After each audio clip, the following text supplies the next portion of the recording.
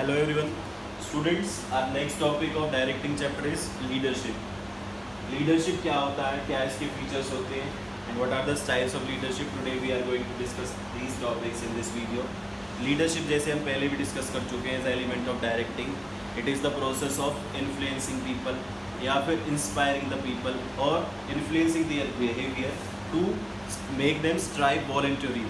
Voluntarily मतलब स्वेच्छा से, मतलब हम उनको प्रेशर नहीं करेंगे बल्कि वो खुद ही अपने आप हमारे जो इच्छा है या जैसा हम चाहते हैं वैसा वो काम करने लग जाएंगे अपनी इच्छा से, स्वेच्छा से, यानी कि voluntarily to strive to achieve the organisational objective. तो इसकी डेफिनेशन जो हो जाएगी वो हो जाएगी leadership is the process of influencing the behaviour of the people to make them strive voluntarily to achieve the organisational objectives या गोल्स. ऑर्गेनाइजेशनल गोल्स जो होते हैं which are the basic reasons behind the existence of any business, उन objectives को achieve करने के लिए ही हमने ये लीडरशिप परफॉर्म करनी होती है. तो लीडरशिप के जो फीचर्स हैं वो इसकी डेफिनेशन से ही आ जाएंगे. जैसे it is the process of influencing the behaviour, तो leadership indicates the ability of an individual, या फिर हम यहाँ इसकी जगह वर्ड लिख सकते हैं leader to influence others. Leadership indicates the ability of a leader to influence other, यानी कि लीडरशिप नेतृत्व है क्या, कि जिनके ऊपर मैं लीडर हूँ या जिनकी लीडरशिप मैं कर रहा हूँ वो मेरी बातों से, मेरे बिहेवियर से या मेरे लीडरशिप स्टाइल से कितने इन्फ्लुएंस होते हैं, प्रभावित होते हैं. Next, leadership is continuous process. Leadership जो है वो कॉन्टिन्यूस प्रोसेस है. Leader need to perform leadership throughout the life of the organisation. Next point is leadership tries to bring a change in the behaviour of others, यानी कि leaders के जो followers होते हैं जिनके ऊपर वो लीडरशिप कर रहा है उनके बिहेवियर में चेंज लाने की ही एक कोशिश की जाती है through leadership. Next, leadership indicates the relationship between the leader and the follower. Leader की बात फॉलोअर कब मानेंगे, जब उनके रिलेशनशिप अच्छे होंगे. अगर मेरी बॉस से बनती ही नहीं है तो मैं उसकी बात उसके सामने तो शायद मान लूँ बट लिटरली नहीं मानूंगा, ठीक है. लेकिन अगर बॉस जो है वो सबको साथ में लेकर चलता है तो लीडरशिप एक मतलब इफेक्टिव हो जाती. लीडरशिप उसकी कही हुई बातें हर कोई फॉलो करता है. तो जो लीडरशिप का पूरा टोटल जो सिनेरियो है that depends upon the leaders relationship between the leader and the followers. Last but not the least, leadership is exercised. क्यों करते हैं हम leadership? To achieve the organisational goals. तो इसके फीचर्स हैं, सिंपल है बिल्कुल, जितने लिखे हैं उतने ही लर्न करने, इससे ज़्यादा ना लिखना है ना याद करना है. नेक्स्ट और सबसे इम्पॉर्टेंट टॉपिक जो है लीडरशिप में वो है लीडरशिप स्टाइल्स. लीडरशिप स्टाइल्स क्या होते हैं, कैसे होते हैं, वो हम डिस्कस कर रहे हैं. लीडरशिप पहले तो 3 तरीके की होती है, डेमोक्रेटिक, ऑटोक्रेटिक. ऑटोक्रेटिक का दूसरा नाम ऑथोरिटेरियन लीडरशिप, लेजिस्फेयर या फ्री रेन लीडरशिप. लेजिस्फेयर और फ्री रेन लीडरशिप, ये 3 तरीके के स्टाइल्स हैं. ये होते क्या हैं वो हम डिस्कस करेंगे. पहला है डेमोक्रेटिक. बुक में आपको पहला ऑटोक्रेटिक मिलेगा बट इसका कोई सीक्वेंस नहीं, कैसे भी हम इसको कर सकते हैं. डेमोक्रेटिक लीडरशिप स्टाइल, देखो डेमोक्रेटिक में लीडरशिप स्टाइल जो होता है डेमोक्रेटिक, वहाँ पर क्या है, ये ग्रुप सेंटर्ड है. ग्रुप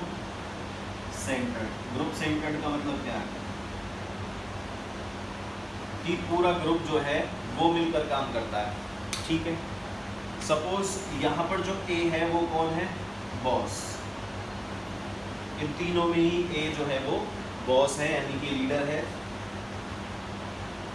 और जो बाकी के ये हैं जो ये काम कौन होंगे, फॉलोअर्स. क्लियर, ये सब फॉलोअर्स हैं. अब होता क्या है कि जो ए यानी कि जो लीडर है वो पहले सारी टास्क, सारे प्लान, सारी पॉलिसी, सारी स्ट्रेटजीज जब बनाता है तो सबसे क्या करता है, डिस्कस करता है, ठीक है.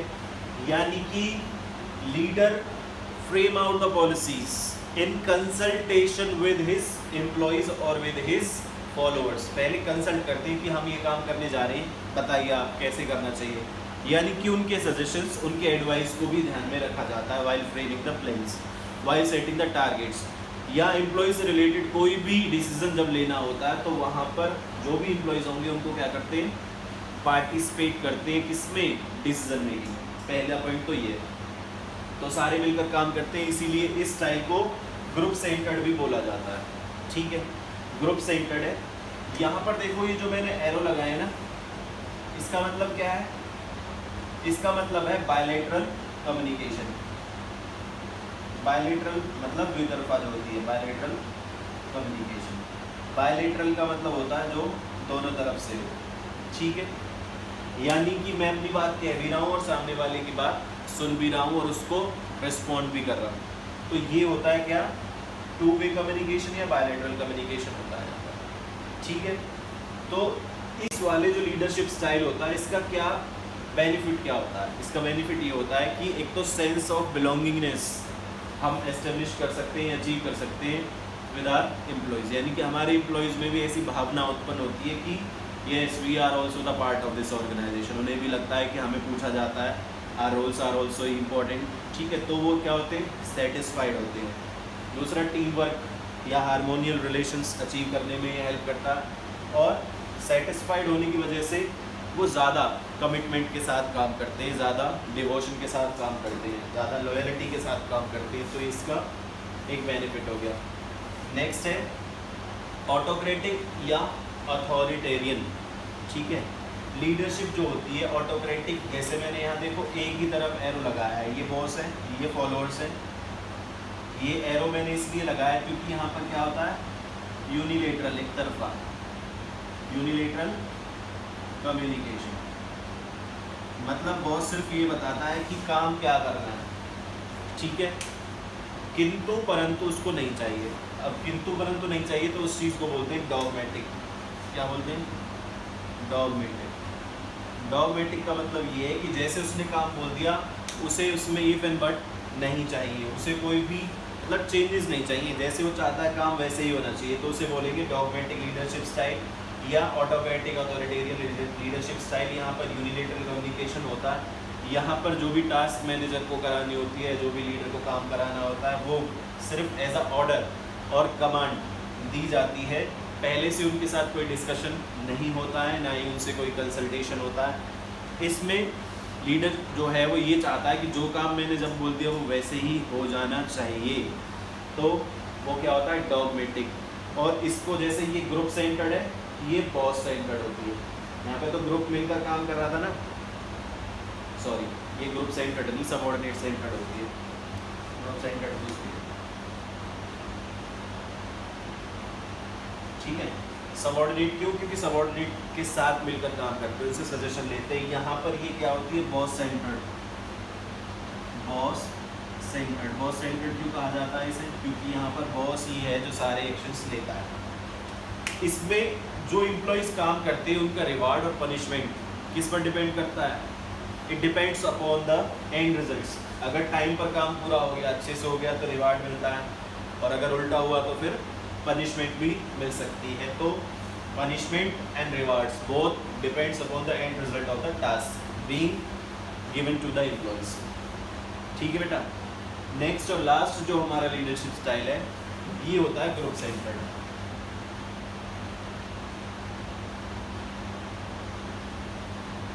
यहाँ क्या होता है, लेज़र-फेयर और फ्री रेंज लीडरशिप। यहाँ पर सारी पावर, सारी अथॉरिटी किसको दे दी जाती है, सारे सबऑर्डिनेट्स को। ठीक है, जो लीडर है वो टास्क में होता ही नहीं एक्चुअली। क्लियर। यहाँ होता क्या है कि लीडर अपने फॉलोअर्स को या एम्प्लॉयज़ को बता देता है कि भाई हमें ये काम करना है। ठीक है, हमें ये काम करना है। सपोज आपको एक दिन में 1000 यूनिट्स जो है प्रोड्यूस करनी है। कैसे करोगे तुम जानो, कहाँ से करोगे तुम जानो। यानी कि सारा जो अथॉरिटी है, ठीक है, जितनी भी उनको काम करने के लिए अथॉरिटी रिक्वायर्ड है सारी डेलीगेट कर दी जाती है लीडर के द्वारा। किसको, फॉलोअर्स को। एक्सक्यूज मी, नहीं बेटा, कॉमर्स। तो लेज़र-फेयर में जो हमारा लीडर है वो एक्चुअली इन्वॉल्व होता ही नहीं है टास्क में, सारी टास्क डेलीगेट कर देता है किसको, अपने फॉलोअर्स को। Now followers are responsible to carry out such task in the way, in the style they actually likes. जैसे वो चाहे वैसे काम कर सकते हैं। Boss will generally not interfere in the workings of the subordinate unless और until it is very much required. जो बहुत ज़्यादा ज़रूरत होगी तभी बॉस जो है इंटरफेयर करता है, अदरवाइज बॉस इंटरफेयर करता ही नहीं है। ये सारे सबऑर्डिनेट्स मिलकर आपस में डिसाइड करते हैं कि how to work, what to do and who is to do it. इसमें जो हमारे बॉस है उसकी रिस्पॉन्सिबिलिटी क्या है? यहाँ बॉस की रिस्पॉन्सिबिलिटी होती है to make all the necessary information and resources available to the employee so that they can carry out the task easily और स्मूथली। यानी कि सारे रिसोर्सेज जो भी रिक्वायरमेंट है, सारी इंफॉर्मेशन जो भी रिक्वायर्ड है, ये टाइम से सप्लाई करते हैं किसको? अपने सबऑर्डिनेट्स को, ताकि सबऑर्डिनेट्स टाइम पर सारा काम कर सकें। दूसरा, ये जो हमारे मैनेजर होते हैं यहाँ पर या लीडर जो होते हैं, दे maintain the contact with outsiders. यहाँ पर जो लीडर होते हैं वो आउटसाइडर से कॉन्टैक्ट में रहते हैं। आउटसाइडर से जो भी हमें रिसोर्सेज की ज़रूरत होती है, जो भी इंफॉर्मेशन की ज़रूरत होती है, वहाँ से लेकर इनको प्रोवाइड कर देते हैं टाइम से। ठीक है, तो ये थे हमारे तीनों लीडरशिप स्टाइल, बहुत इंपॉर्टेंट है। इसमें केस स्टडीज़ बहुत आती हैं, मेनली ज़्यादा जो आती हैं, वैसे तो सारे इक्वली इंपॉर्टेंट है, बट डेमोक्रेटिक और ऑटोक्रेटिक में बहुत सारी लीडरशिप की जो केस स्टडीज़ हैं वो आपको किताबों में मिल जाएंगी। तो आपको ये बहुत अच्छे से करना है, क्योंकि definitely there will be a question, चाहे वो 1 नंबर का ही आए, केस स्टडी में आए, डायरेक्ट आए, लीडरशिप स्टाइल से हर साल एक क्वेश्चन ज़रूर आता है। ठीक है, तो यहाँ पर हमारा लीडरशिप भी ख़त्म हो चुका है। स्टूडेंट्स, मैंने आपको स्टार्टिंग में बताया था कि डायरेक्टिंग के 4 एलिमेंट्स होते हैं, जिसमें हमारा सुपरविज़न था। सुपरविज़न की जो डेफिनेशन है और क्या होता है, वो जितना हमने एलिमेंट में पढ़ा था उतना ही है, उससे ज़्यादा सिलेबस में नहीं है। लास्ट ईयर सिलेबस से डिलीट ही कर दिया गया है सुपरविज़न तो। ठीक है, सिर्फ सुपरविज़न की डेफिनेशन और सुपरवाइज़र कौन होता है इतना ही है हमारे सिलेबस में। इस साल कुछ और भी टॉपिक्स डिलीट हुए हैं, जैसे barriers to effective communication and measures to overcome the barriers, ये हमारे सिलेबस में नहीं है। तो 4 में से एक तो पहले ही उड़ा दिया था सीबीएसई ने, बचे 3 मोटिवेशन और लीडरशिप जो हम कर चुके हैं, और लास्ट जो है कम्युनिकेशन। कम्युनिकेशन में भी बैरियर्स टू इफेक्टिव कम्युनिकेशन क्या होते थे, यानी कि जो हम कम्युनिकेट करते हैं आपस में, तो जो हमारा एक्सचेंज ऑफ इन्फॉर्मेशन या शेयरिंग ऑफ इन्फॉर्मेशन होता है, उसमें जो भी बाधाएं आती हैं वो कौन कौन सी बाधाएं होती हैं, किस किस तरीके की होती हैं, वो अब हमारे सिलेबस में नहीं है। बहुत डिफ़िकल्ट भी लगता था बच्चों को, कन्फ्यूजिंग भी लगता था, तो यू आर लकी इनफ कि अभी सिलेबस में नहीं है। और measures to overcome the barriers, कि उन बाधाओं को कैसे दूर कर सकते हैं हम, उनके लिए हमें क्या मेजर्स लेने चाहिए, ये भी सिलेबस में नहीं है। तो सिर्फ कम्युनिकेशन की डेफिनेशन, कम्युनिकेशन के क्या एलिमेंट्स होते हैं, जो हम पहले आपने शायद डायरी मेकिंग या कुछ ऐसे ही टॉपिक होते हैं इंग्लिश में, जिसमें हम पढ़ते हैं ना, sender receiver, encoding decoding, media, noise, ये सब पढ़ते हैं ना, फीडबैक, ये सारा रहता है। बस एक वीडियो और आएगी इस चैप्टर की, फिर ये चैप्टर फिनिश है। ठीक है बेटा, थैंक यू।